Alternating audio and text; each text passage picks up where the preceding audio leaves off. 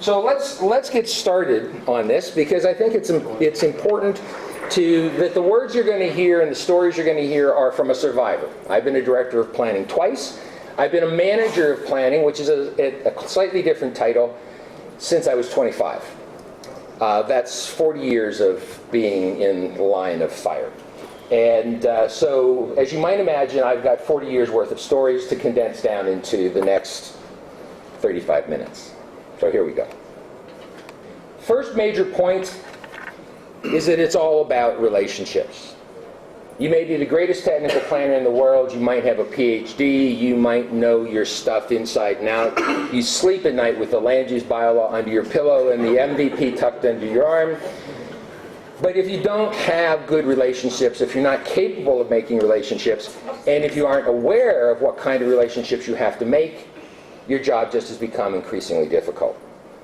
The first set of relationships you have to think about are your relationships up in the organization. You're the brand new director/manager of planning. You walk into the office, and really, what is it all about? If you're like most of us, you might have done a little research online, and online you might have been able to find a little bit of information about the organizational structure. My guess is whatever was printed on paper no longer exists, and probably wasn't true in the first place. Right? So your first task when you walk through the door, after being introduced to the CEO, is to find somebody you can trust and find out where you really stand in the pecking order. All right? Are you walking into being the manager, director of the lowest ranking department in the organization? Are you the laughingstock of the organization? Are you the manager of the most elite assault group in the organization? Or are you just a number that they had to drop into a box? So it's careful reconnaissance of what you're doing, because you can wind up in the wrong situations. I was recruited for a job on Vancouver Island. I interviewed in front of 18 people, which was most of the regional board at the time, and no one told me that the previous director had basically left screaming from the building. So we'll get to that. The reality was I walked into a really, really difficult situation where I was the lowest of any managers/directors, and it was considered, my job was considered basically like the ringmaster in a circus, just to keep all the actors playing and driving around on the stage. We really don't want to get into those kinds of situations if we can avoid it, or if we're going into it, it would really be nice to know it before you walk through the door on the very first day. So you need to be a little smart about it. Then you need to actually take a look at your job description, because again, whatever they said in the job description, I would almost guarantee you is not your job. Right?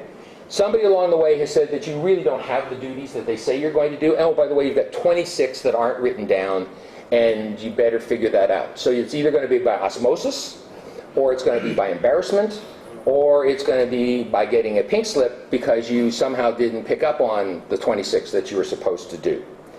What are your office hours, really? All right? What does your boss, what does the CEO expect you to do? Does he expect you to be the first person in your department through the door?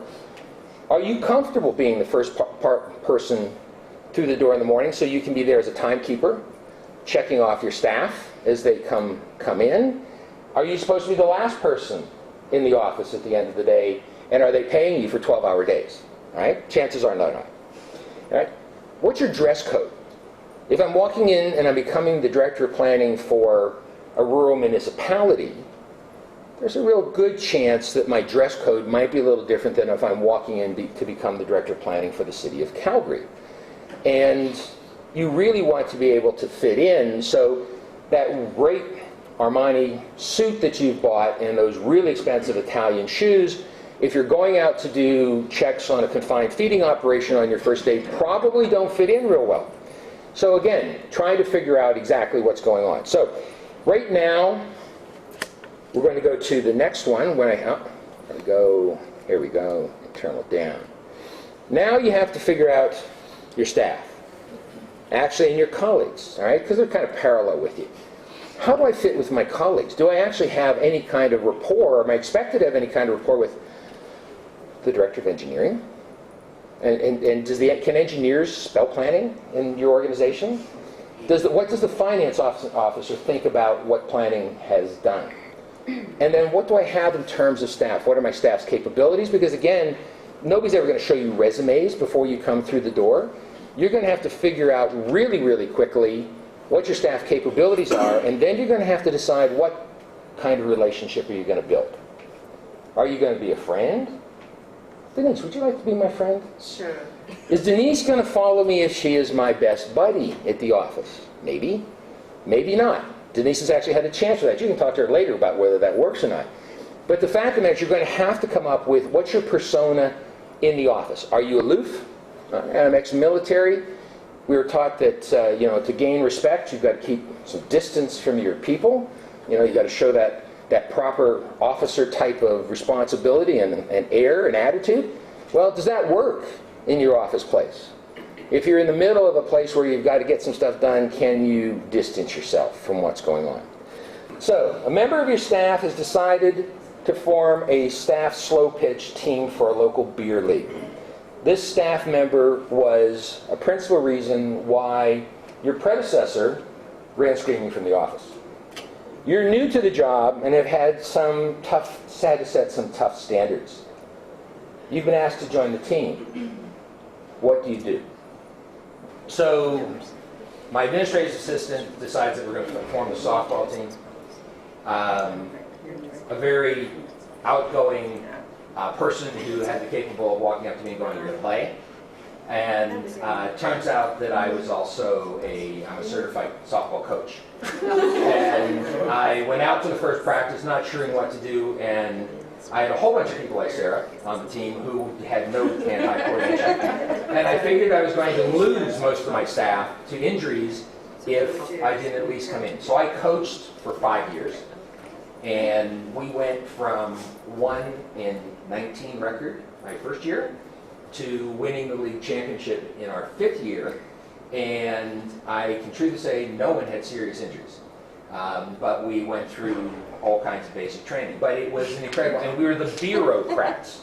And so we took our role and responsibility in the community casually. But it was amazing the number of people that we played with who eventually would come to the front counter and go, "I played softball with you." And suddenly you had a connection that you would not have had in any other way. You were a face and a person instead of just the name behind. So the next set of relationships that I want to talk about is the media. Because the media can make or break us as planners. And how many times have we all personally sat there the day after a council meeting or a public hearing or a public session, and you saw or heard what the media said about what went on, and you wondered if they were in the same planet, let alone in the same town, because no one seemed to be able to get it right. And then what's your role in all of that? So part of this finding out where you fit in the organization at the beginning is getting clarification from your CAO, if that's your direct report, likely that's who it is, and potentially from council as to how they want you dealing with the media as the director of planning. Do the politicians want to have all the show? Are the politicians prepared to share the spotlight? Is your CAO prepared to step up and take tough questions and answer questions on issues? Or is somebody going to go at the end of the day, sort of, you're the last person down the line, and now Ken is going to be the person who answers this, and Ken is totally shocked because nobody's told him that he's had a prep for being with the media. And it happens literally that quickly and that easily, and it also depends on how comfortable you are, and certainly I think it's a benefit to be able to speak comfortably to the media and to be honest and to be able to get your ideas out there and then pray that they actually remember what you said. After my first council meeting, I have 3 microphones stuck in my face, somebody holding a portable recorder, somebody with a notepad, and everybody is shouting questions left, right, and center. And the questions were strange because they weren't on the topic that we had really been discussing. And so I gave whatever answers I could. I went back to my office. I saw I heard what was on the radio the next day. I saw what was in the newspaper the next day, and I went, what meeting were these guys at?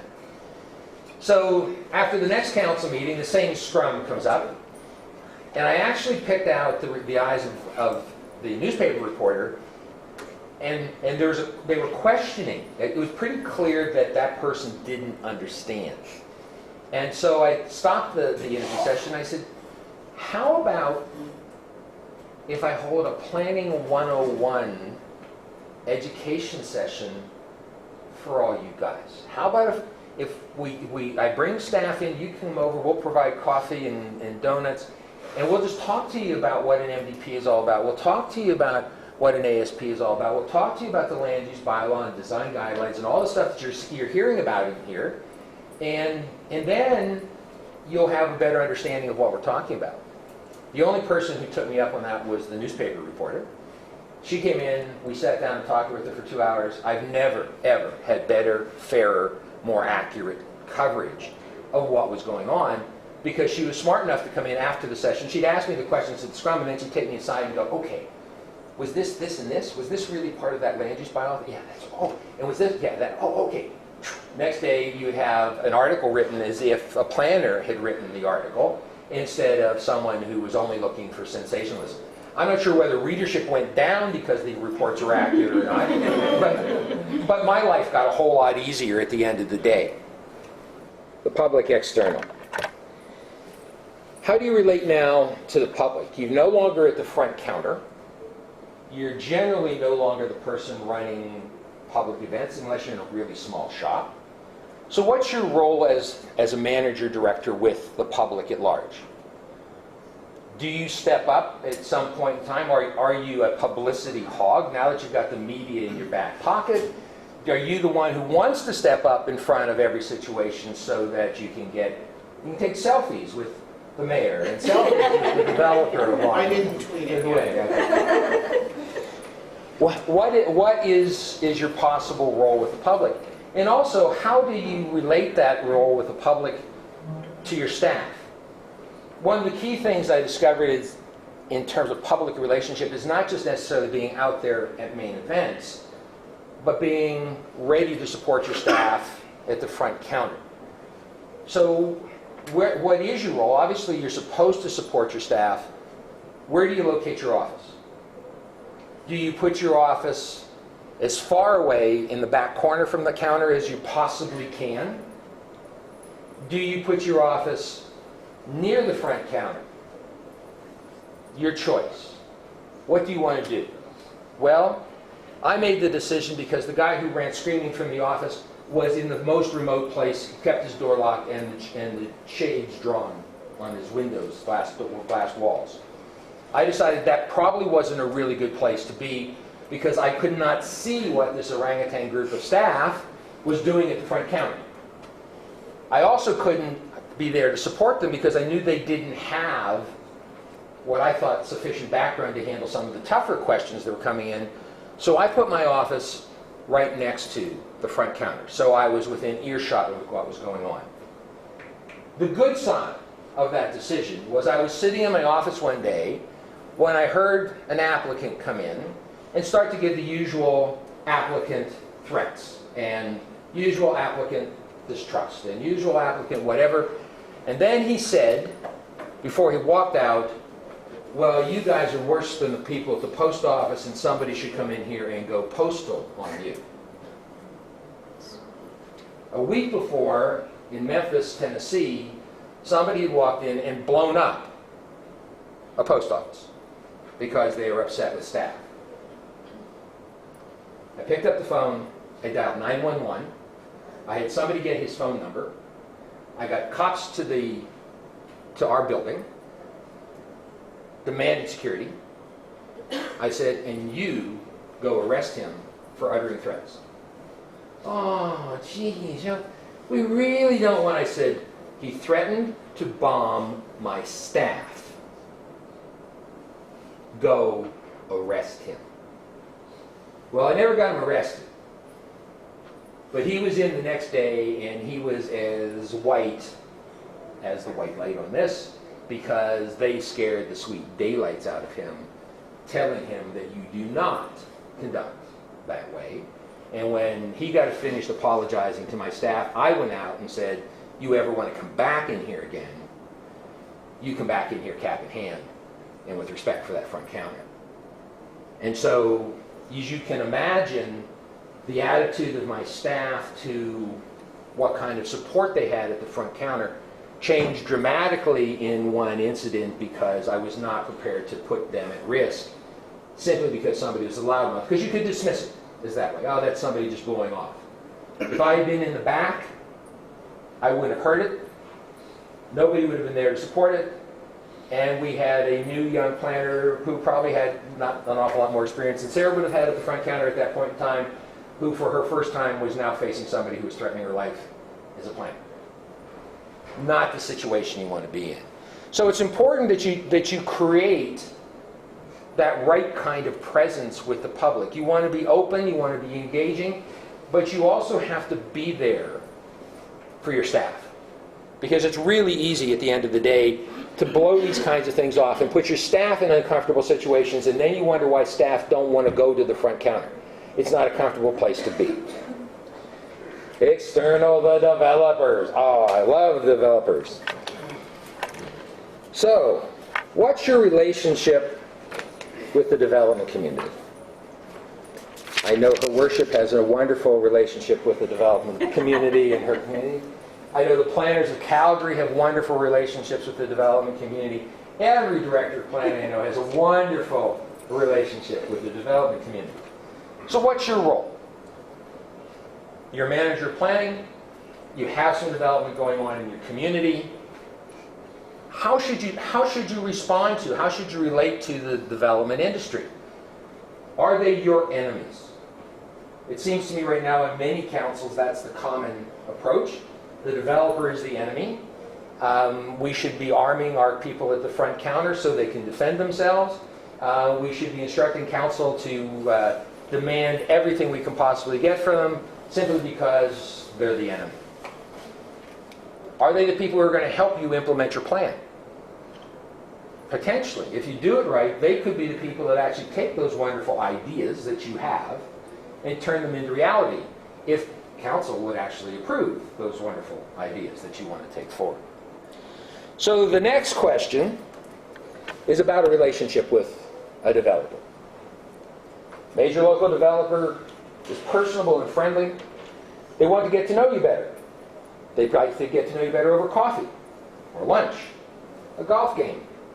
What do you agree to do, and why, and who pays? So I had an 8-year relationship with this major developer when I was on Vancouver Island. I started off meeting in my office with them. I would then go to their office to see what they had in mind. We would then go out to coffee. We then, over the years, went to lunch. The one rule that I had was we share the pay. You pay this time, I'll pay next time. So it's not us fighting for the check. It was, and it was understood. This guy had so much money that it felt, my salary fell out of his pocket every time he reached for his credit cards, right? And so we got to the point, we played golf together, we did a variety of things together.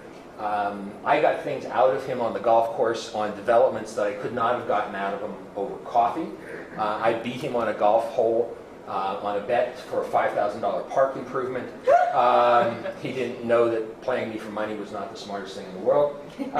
But I used that relationship to actually get a number of major projects that they had off the ground, and we shaped them into something that I knew that the council of the day could adopt. Without the kind of discussion that we had over time, my demands would have seemed ridiculous and would have seemed like I was forcing something down his throat. And that wasn't ever my intent, but I wanted something better for my public. And so it took a more in-depth relationship to get there with something in place. Yeah. I had a couple people come up to me after, and they would see me at something with this guy and say, how could you do that? And I said, well, what do you mean? Well, he's buying your opinion. And I said, if you think I'm going to give up my pension and my salary for a steak sandwich, you probably really don't understand what this is really all about. Yeah. And so, and I would say to them, no. I said, it's a question of me building a relationship. And I never, and the regional district that I work for never paid. When I paid for our part, my part, I paid for our part. So there was never government money involved in the transaction at all. You can look at my expense claims. I never claimed any of those lunches, any of the dinners, anything that we did, it was all out of my pocket. And so at the end of the day, it was, hey, I'm not charging you for it. He's not promoting it. In fact, as we stopped talking business, after a while, it was not a question of him going out and trying to get something from me. It was a question of us learning more about each other and trying to find out what were the really neat things that he had in the back of his mind he'd like to do, and me trying to figure out then back in the office, how could I incorporate that into whatever the plan or the bylaw was so that I could actually get some of that stuff on the ground. Without that relationship, though, he was the enemy. He was viewed, they were the biggest landowner in the area. They were absolutely viewed as the enemy because they cut trees too. And okay, why would you cut a tree? And at the end of the day, they became respected as a developer because they started delivering better product. Did my golf game help that? I don't know. But what I do know is that he learned a lot about planning, probably by osmosis. One of the things that you need to check out in the next slide I would have talked about was the matchup of responsibility and authority. Nothing is going to sabotage you faster than having a mismatch of responsibility and authority. Because if you go in assuming that you have authority to do something, or you have the responsibility to do it, but you don't have the authority to do it, guess what? You are hung out a mile. Right? My very first job, not a planning job, I was given a huge responsibility for what in current money was probably $60 or $70 million worth of work on a vessel that was being built. My first career as a merchant ship officer. I was in the shipyard. I was a young shipyard graduate, newly licensed, coming out of a military school where I learned to take responsibility and authority for my things, and I acted on that, and I pushed the shipping company to do the right things. I got a call from my vice president one morning saying, what the hell did you do? Because I had written a letter to the vice president of the shipyard that his staff was intentionally not doing what they were supposed to do. I'd be given, it was my responsibility. He told me I had $60 million worth of production that I was responsible for, and he knew who, if it failed when the ship was underway, he knew who was responsible for it. What do you do? Okay, I'm going to step up. I've got responsibility. I've got authority.